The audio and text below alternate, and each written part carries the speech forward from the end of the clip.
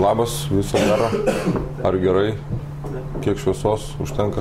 Darbas intensyvus, labai daug žmonių tenka darbę sutikti, tai nieko neįsivaizduoju, kur galima nervus nuraminti geriau negu kad žvejyba. Pati didžiausia ekstazija yra gaudyti žuvį. Visa kita tai jau yra buitis, kuri man nelabai patinka. Ten būni vienas, šalia gamta, paukšteliai, vanduo, pagrindinės žvejybos vyksta upėse. Nors, aišku, Kuršių marios irgi yra ta vieta, kur mane galima sutikti su meškere. Kadangi vis tiek žvejai niekada teisybės nepasako, tai aš irgi nepasakysiu jums teisybės.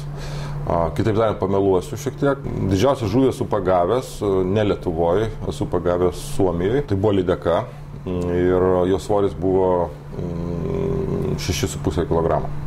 Žvejo bilietą turiu, negi galiu parodyti, bet dabar žinok...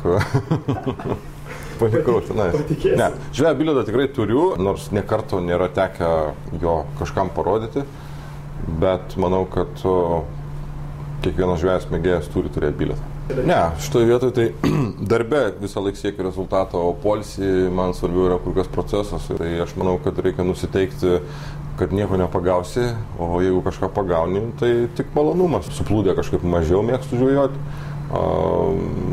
Museliautojas irgi nesu, čia labai kažkoks kietas. Prastai iš tikrųjų daugiausiai, aišku, naudoju sliekus, jeigu tai yra naktinė žvejyba, tai naktinių sliekų. Aš žuvį mėgstu, viskas tvarkoj, bet aš žuvį gaudau, kad ją pagauti. Ir kartu, aišku, pats procesas yra geras dalykas, ar tai būtų naktinė žvejyba, kada tu užmeti meškerę naktį ir šnekučiuojas kažkur prie laužo.